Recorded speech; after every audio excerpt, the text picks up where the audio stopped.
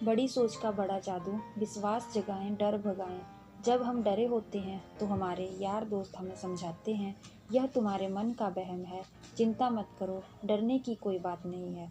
परंतु आप और हम जानते हैं कि डर की इस किस्म की दवा से काम नहीं चलता। इस तरह की तसल्ली से हमें कुछ मिनट या कुछ घंटे का ही आराम मिलता है। यह तुम्हारे मन का वहम है वाले उपचार से विश्वास नहीं जागता, न ही डर का इलाज होता है। हाँ, डर वास्तविक होता है और इसे मानना ही पड़ेगा कि इसका अस्तित्व होता है। आजकल इंसान के ज़्यादातर डर मनोवैज्ञानिक होते हैं। चिंता, तनाव, उलझन, यह सभी हमारे नकारात्मक, अनुशासनहीन कल्पना के कारण पैदा होते हैं। परंतु सिर्फ यह जानने से कि डर कैसे पैदा होता है, उस डर का इलाज नहीं हो जाता। जब डॉक्टर यह पता लगा लेता है कि आपके शरीर में कहीं पर कोई इन्फेक्शन है, तो उसका काम वहीं पर पूरा नहीं हो जाता। इसके बाद वह इन्फेक्शन का इलाज भी करता है। यह तुम्हारे मन वहम है वाला पुराना विचार यह मानता है कि डर का वास्तव में अस्तित्व होता ही नहीं है। परंतु ऐसा नहीं है। डर का अस्तित्व होता है। डर असली है। डर सफलता का नंबर एक दुश्मन है। डर लोगों को अवसर का लाभ उठाने से रोकता है। डर लोगों को शारीरिक रूप से कमज़ोर बना देता है। डर लोगों को बीमार बना देता है। डर लोगों की ज़िंदगी को छोटा कर देता है। आप जब बोलना चाहते हैं तो डर आपके मुंह को बंद रखता है। अनिश्चितता, आत्मविश्वास का अभाव के ही कारण हमारी अर्थव्यवस्था में मंदियाँ आती है। डर के ही कारण करोड़ों लोग इतना कम हासिल कर पाते हैं और जीवन का इतना कम आनंद ले पाते हैं। वास्तव में डर एक शक्तिशाली भावना है। किसी न किसी रूप में डर लोगों को वह हासिल करने से रोकता है जो वे जीवन में हासिल करना चाहते हैं। हर तरह और हर आकार का डर मनोवैज्ञानिक इन्फेक्शन का एक रूप है। हम अपने मानसिक इन्फेक्शन को भी उसी तरीके से दूर कर सकते हैं जिस तरह हम अपने शारीरिक इन्फेक्शन को दूर करते हैं, यानी उसका इलाज करके। उसके लिए सबसे पहले हमें उपचार के पहले की तैयारी करनी होगी। यह जानना होगा कि आत्मविश्वास आसमान से आकर हमारे दिमाग में नहीं घुसता, बल्कि हासिल किया जाता है, विकसित किया जाता है। कोई भी व्यक्ति आत्मविश्वास के साथ पैदा नहीं होता। जो आत्मविश्वास प्रचुरता में होता है, जिन्होंने चिंता को जीत लिया है, वे जो हर जगह और हर कहीं बेफिक्री से आते जाते हैं, इन्होंने यह आत्मविश्वास धीरे धीरे हासिल किया है। आप भी ऐसा ही कर सकते हैं। यह अध्याय आपको बताएगा कैसे। द्वितीय विश्व युद्ध में नेवी ने यह फैसला किया कि इसके सभी नए रंग रूपों को तैरना आना चाहिए। इसके पीछे यह विचार था कि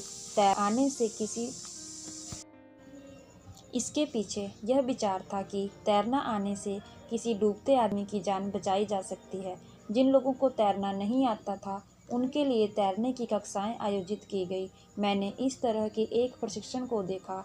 सतही तौर पर यह देखना मज़ेदार था कि इतने बड़े बड़े जवान और स्वस्थ लोग कुछ फुट गहरे पानी में कूदने से घबरा रहे थे।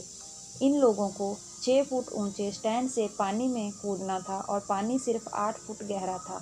हालांकि आसपास बहुत से विशेषज्ञ तैराक खड़े थे और जान का कोई जोखिम नहीं था, फिर भी वे वयस्क लोग बुरी तरह आतंकित थे। गहराई से सोचने पर यह दुखद प्रसंग था।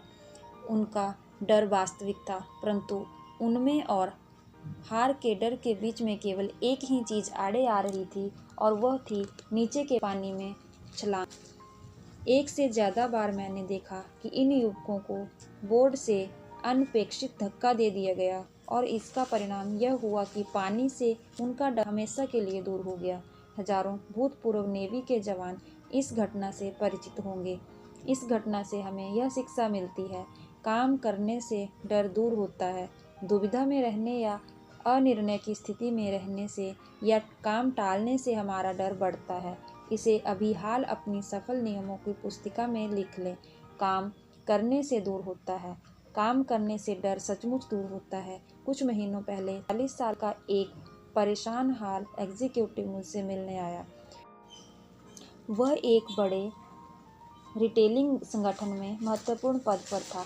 चिंतित स्वर में उसने मुझे बताया, मुझे डर है कि मेरी नौकरी छूट जाएगी। मुझे ऐसा लगता है कि मेरे थोड़े से दिन बचे हैं। क्यों? मैंने पूछा। सभी बातें मेरे खिलाफ हैं।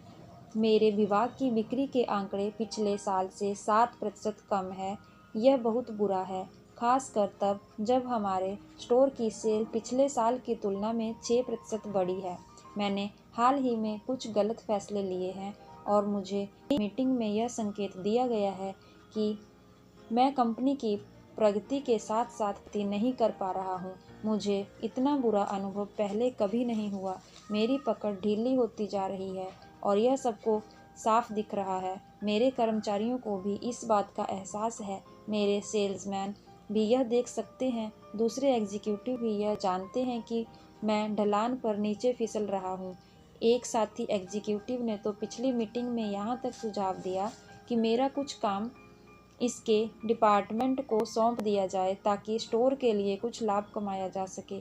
मैं एक ऐसा डूबता हुआ आदमी हूँ जिसे बहुत सारे लोग डूबता हुआ देख रहे हैं और इसके डूबने का इंतजार कर रहे हैं। एग्जीक्यूटिव ने अपनी दुर्दशा पर बोलना जारी रखा। आखिरकार मैंने उसे बीच में रोककर उससे पूछ ही लिया, तो आप इस बारे में क्या कर रहे हैं? आप स्थिति को सुधारने के लिए क्या प्रयास कर रहे हैं? मैं इसमें क्या कर सकता हूँ? उसने जवाब दिया, मैं सिर्फ यही उम्मीद कर रहा हूँ कि सब कुछ ठीक हो जाए। इस पर मैंने कहा, परंतु क्या उम्मीद करने से ही सब कुछ ठीक हो जाएगा? फिर बिना उसे जवाब देने का मौका दिए मैंने उससे अगला सवाल पूछा, क्यों ना उम्मीद करने के साथ साथ आप कुछ प्रयास भी करें? कैसे? उसने कहा, आपके मामले में दो तरह के काम किया, तो यह कि आप अपनी सेल को बढ़ाकर दिखाएं। हमें यहीं से शुरू करना होगा। कोई ना कोई वजह तो होगी जिसके कारण आपकी सेल कम हो रही है। उस वजह का पता लगाएं। हो सकता है कि आपको अपना पुराना माल निकालने के लिए स्पेशल सेल करनी पड़े ताकि आप नया माल खरीद सकें। शायद आपको अपने डिस्प्ले काउंटर्स को अलग तरीके से जमाना चाहिए। शायद आपको अपने सेल्समैनों से ज़्यादा उत्साह भरना चाहिए। मैं यह तो नहीं बता सकता कि किस तरह आपका सेल वॉल्यूम, यह किसी न किसी तरह से बढ़ ही सकता है। और इसके अलावा आप अपने मैनेजर से भी बात करके देख लें। हो सकता है कि वे आपको नौकरी से निकालने वाले हों, परंतु अगर आप उनकी सलाह लेंगे तो वे आपको समस्या को सुलझाने के लिए निश्चित रूप से ज़्यादा मोहलत दे देंगे। स्टोर के लिए आपका विकल्प ढूंढना बहुत मुश्किल होगा, बशर्ते कि टॉप मैनेजमेंट को यह लगे कि आप समस्या को सुलझाने का गंभीर प्रयास कर रहे हैं। मैं आगे कहता रहा, इसके बाद आप अपने कर्मचारियों से, अपने अधीनस्थों से बात करें। डूबते हुए आदमी की तरह व्यवहार करना छोड़ दें। अपने आसपास के लोगों को यह एहसास होने दें कि आप में अभी जान बाकी है। एक बार फिर आंखों में हिम्मत लौट आई थी। मैंने उससे पूछा, आपने कहा था कि 2 कदम उठा सकता हूँ, दूसरा कदम क्या है? दूसरा कदम यह है कि जिसे आप बीमा योजना कह सकते हैं, कि आप किसी दूसरे स्टोर में अपने लिए ऐसी जगह ढूंढ कर रखें और जहां आपको यहाँ से ज़्यादा तनख्वाह मिल सके। अगर आप सकारात्मक कार्य करेंगे तो मुझे नहीं लगता कि आपको इसकी ज़रूरत पड़ेगी। आपकी कर्मठता से आपके सेल आंकड़े निश्चित रूप से सुधर जाएंगे। फिर भी विकल्प रहना हमेशा ज़्यादा अच्छा होता है। याद रखें, बेरोज़गार आदमी के लिए नौकरी हासिल करना बहुत मुश्किल होता है। पहले से नौकरी कर रहे आदमी के लिए नौकरी हासिल करना बेरोज़गार की तुलना में 10 गुना ज़्यादा आसान होता है। 2 दिन पहले यही एग्जीक्यूटिव मुझसे मिलने आया। आपसे चर्चा के बाद मैं काम में जुट गया। मैंने बहुत से बदलाव किए, परंतु सबसे बड़ा बदलाव मैंने अपने सेल्समैनों के रवैये में किया। पहले मैं सप्ताह में 1 बार मीटिंग लिया करता था, अब मैं हर सुबह मीटिंग लेता हूँ। मैंने इन सभी लोगों में उत्साह भर दिया है। ऐसा लगता है कि मेरे जोश को देखकर उनमें भी हौसला आ गया है। जब उन्होंने देखा कि मुझ में जान बाकी है तो उन्होंने भी ज़्यादा मेहनत करने लिया। ऐसा लगता है जैसे वे सिर्फ इस बात का इंतज़ार कर रहे थे कि मैं आगे बढ़ने में पहल करूं। अब सब कुछ ठीक चल रहा है। पिछले हफ्ते मेरी बिक्री पिछले साल की तुलना में ज़्यादा हुई है और यह स्टोर की औसत बिक्री से भी काफ़ी अच्छी है।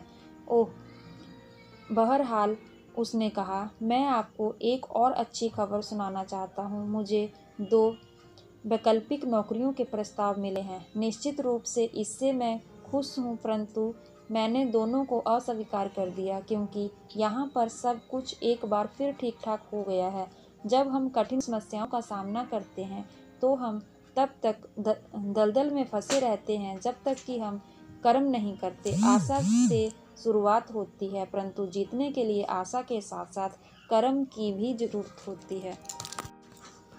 कर्म के सिद्धांत पर अमल करें।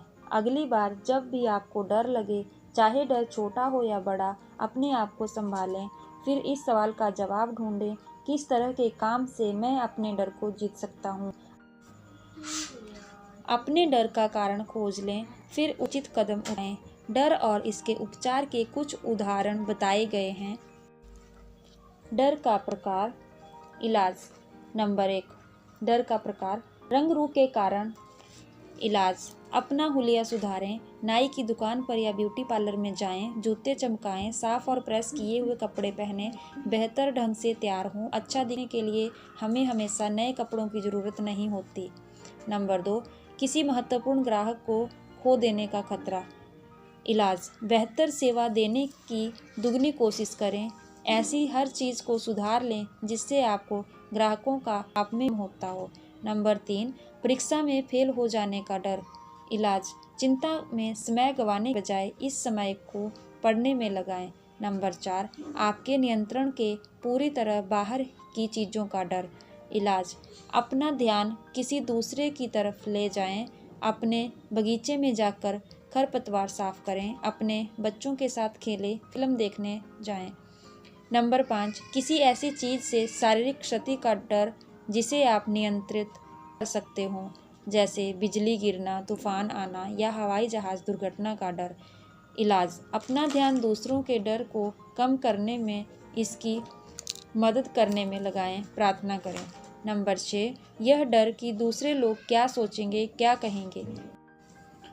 इलाज, यह सुनिश्चित कर लें कि आप जो करना चाहते हैं वह सही है, फिर उस काम को कर दें। किसी भी व्यक्ति ने बिना आलोचना के कोई महत्वपूर्ण काम कभी नहीं किया। नंबर 7, निवेश करने या घर खरीदने के पहले का डर। इलाज, सभी पहलुओं पर विचार कर लें, फिर फैसला करें। एक बार फैसला करने के बाद आप उसी के ही काम करें। अपनी बुद्धि और अपने निर्णय में विश्वास रखें। नंबर 8, लोगों का डर। इलाज, चिंता को सही नज़रिए से देखें। याद रखें, सामने वाला व्यक्ति भी आप ही की तरह एक इंसान है। डर का इलाज करने और विश्वास हासिल करने के लिए ये 2 कदम उठाएं। नंबर 1, डर का असली कारण पता करें। यह तय कर लें कि आप वास्तव में किस चीज़ से डर रहे हैं। नंबर 2, फिर कर्म करें। हर तरह का डर किसी न किसी तरह के काम से दूर हो सकता है, और याद रखें, झिझकने से आपका डर बढ़ता ही है, कम नहीं होता। इसलिए देर न करें, बल्कि तत्काल काम फैसला करें। आत्मविश्वास के अभाव के कारण ही होती है खराब याददाश्त। आपका दिमाग किसी बैंक की तरह होता है। हर दिन आप अपने दिमाग के बैंक में विचारों को जमा करते जाते हैं। विचारों का यह संग्रह बढ़ता जाता है और आपकी याददाश्त बन जाता है। जब भी आप सोचने बैठते हैं या आपके सामने कोई समस्या आती है, तो दरअसल आप अपनी यादों के बैंक से पूछते हैं, इस बारे में मैं क्या जानता हूँ। आपकी यादों का बैंक पहले से जमा किए हुए विचारों के संग्रह में से आपको आपकी मनचाही जानकारी देता है। आपकी यादें ही वह मूलभूत सप्लायर हैं जो आपको नए विचार के लिए कच्चा माल प्रदान करती हैं। आपकी यादों के बैंक का टेलर बहुत ही भरोसेमंद है। वह आपको कभी धोखा नहीं देता। जब आप उसके पास जाकर कहते हैं, मिस्टर टेलर, मुझे कुछ विचार निकाल कर दें जिनसे यह सिद्ध हो कि मैं लोगों जितना योग्य नहीं हूँ, वह कहता है, बिल्कुल सर। याद करें, आपने पहले भी 2 बार इस काम को करने की कोशिश की थी और आप असफल हुए थे। याद करें था कि आप कोई भी काम ढंग से नहीं कर सकते। याद करें, आपने अपने साथी कर्मचारियों को अपने बारे में यह कहते सुना था। याद करें। और मिस्टर टेलर एक के बाद एक विचार निकाल कर आपको देते हैं, जिनसे यह निष्कर्ष निकलता है कि आप अयोग्य हैं, असमर्थ हैं। परंतु अगर आप अपनी यादों के टेलर से यह कहें, मिस्टर टेलर, मुझे एक महत्वपूर्ण फैसला करना है, क्या आप मुझे ऐसे विचार प्रदान करेंगे जिनसे मुझे हौसला मिले? और उसके जवाब में मिस्टर टेलर कहते हैं, बिल्कुल सर, परंतु इस बार वे आपको पहले से जमा हुए ऐसे विचार देते हैं जिनसे यह साबित होता है कि आप सफल हो सकते हैं। याद करें, आपने पहले भी ऐसी परिस्थिति में वह शानदार काम किया था। याद करें मिस्टर स्मिथ को आप पर कितना भरोसा था। याद करें आपके अच्छे दोस्त आपके बारे में यह कहा करते थे। याद करें मिस्टर टेलर पूरी तरह सहयोग करेंगे और आपको उसी तरह के विचार निकालने देंगे जिस तरह के विचार आप निकालना चाहते हैं। आखिर यह आपका बैंक है। यहाँ पर 2 उपाय दिए जाए जिनके प्रयोग से आप अपने यादों के बैंक का प्रभावी उपयोग कर सकते हैं और अपना आत्मविश्वास जगा सकते हैं। नंबर 1, अपनी यादों के बैंक में केवल सकारात्मक विचार ही जमा करें।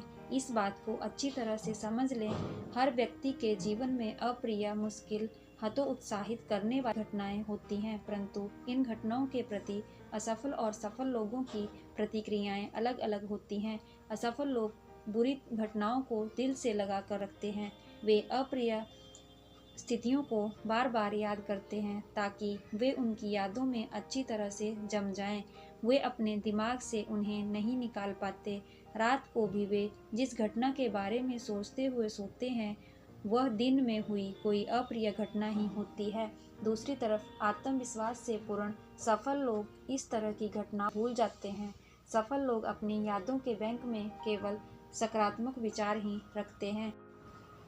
आपकी कार किस तरह चलेगी?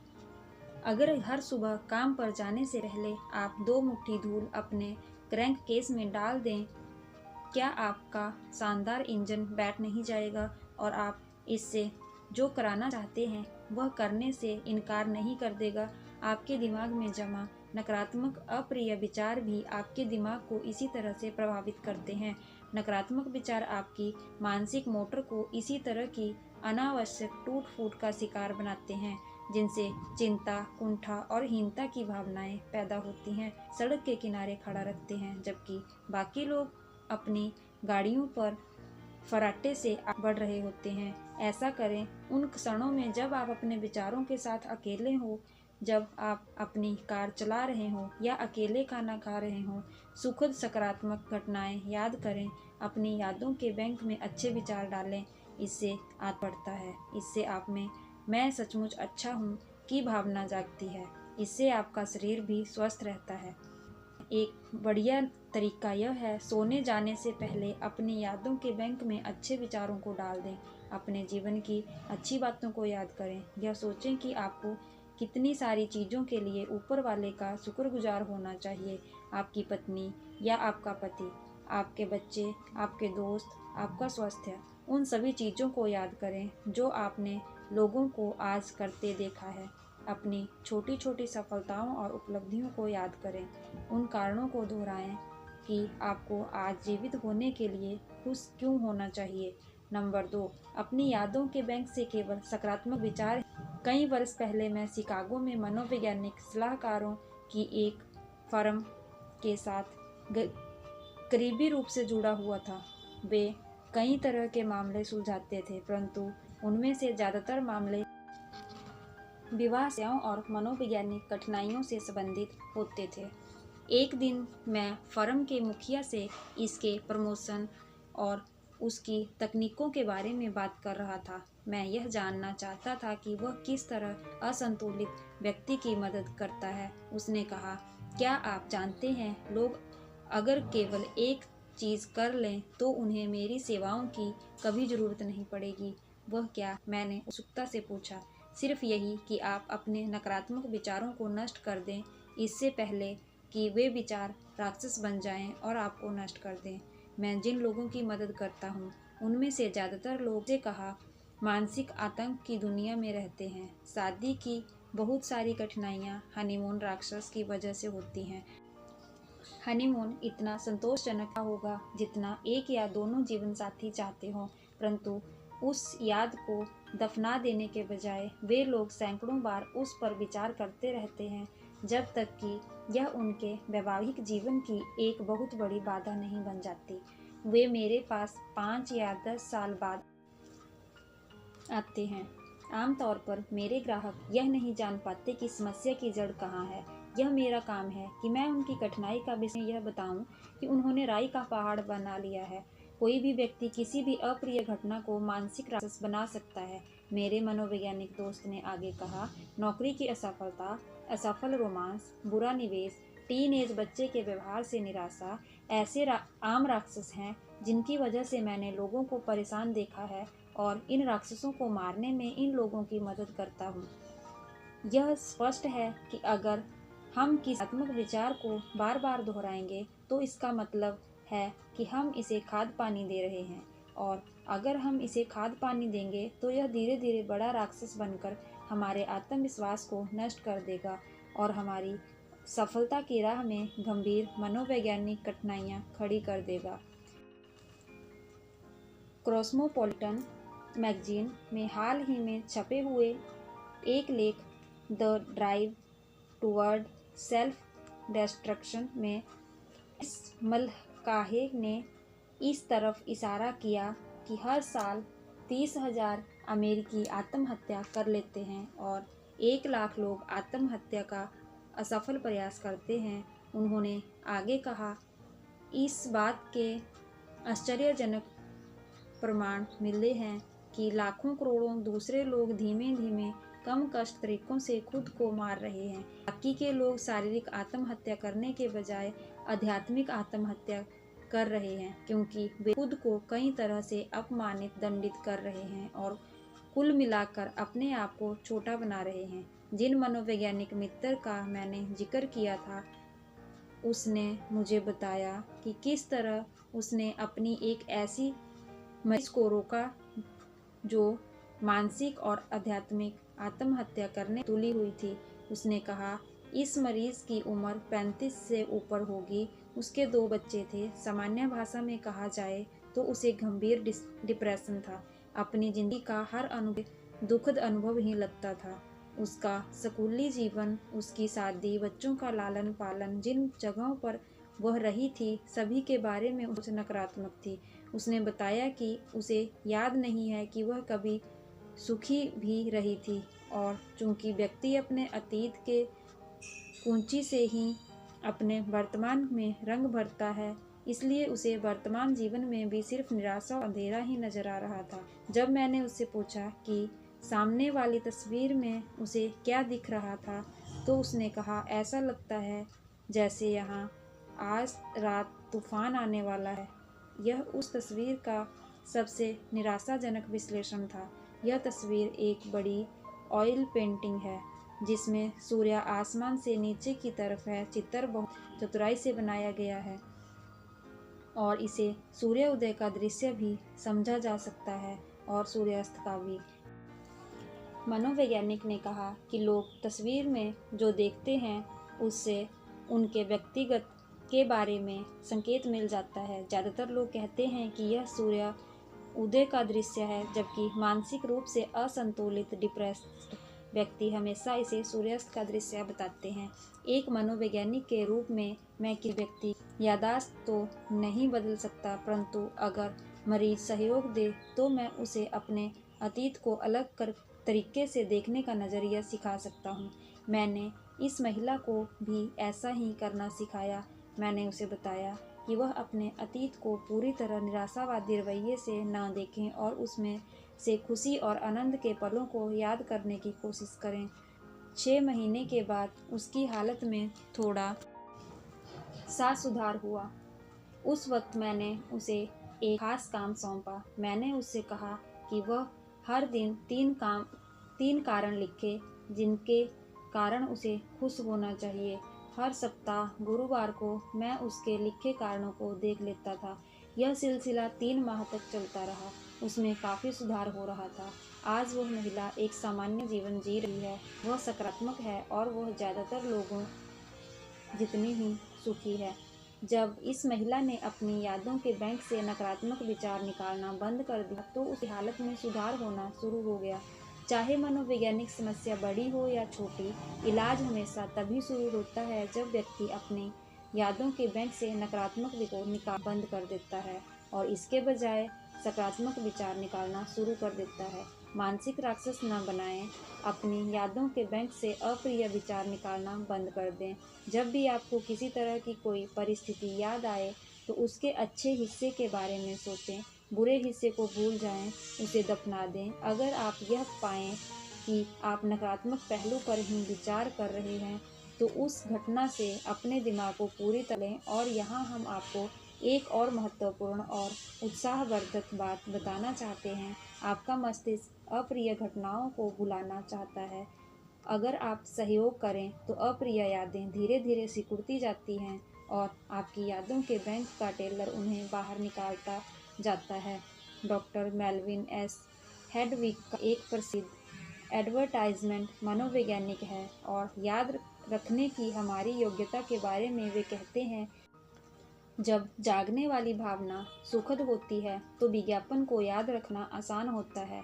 जब जागने वाली भावना सुखद नहीं होती तो पाठक या श्रोता उस विज्ञापन के संदेश को जल्दी ही भूल जाते हैं। अप्रिय घटनाएं हमारी चाही हुई चीज़ों के खिलाफ होती हैं, इसलिए हम उन्हें याद नहीं रखना चाहते। संक्षेप में, अगर आप उन्हें बार बार याद करें तो अप्रिय घटनाओं को भूलना आसान है। अपनी यादों के बैंक से केवल सकारात्मक विचार ही निकालें, बाकी को यूं ही बेकार पड़ा रहने दें और आपका आत्मविश्वास आसमान छू लेगा।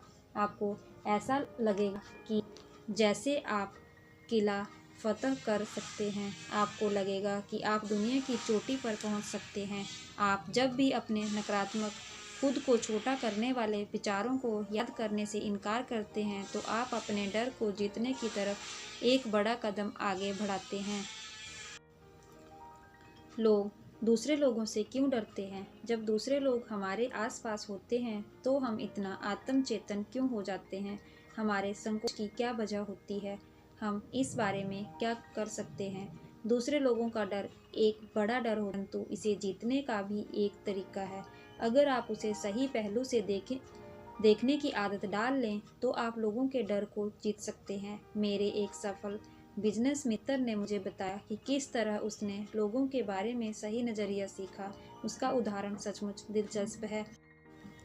द्वितीय विश्व युद्ध में सेना में जाने से पहले हर एक के सामने झिझकता था, हर एक से डरता था। आप सोच भी नहीं सकते मैं उस समय कितना शर्मीला और संकोची हुआ था। बाकी लोग मुझसे बहुत ज़्यादा स्मार्ट हैं। मैं अपनी शारीरिक और मानसिक कमियों को लेकर चिंता किया करता था। मैं सोचा करता था कि मेरा जन्म ही असफल होने के लिए हुआ है। फिर किस्मत से मैं सेना में चला गया और वहां जाने के बाद मेरे दिल से लोगों का डर निकल गया। 1942 और 1943 के दौरान जब सेना में लोगों को भर्ती किया जा रहा था तो केंद्रों पर मेडिकल ऑफिसर के रूप में तैनात किया गया।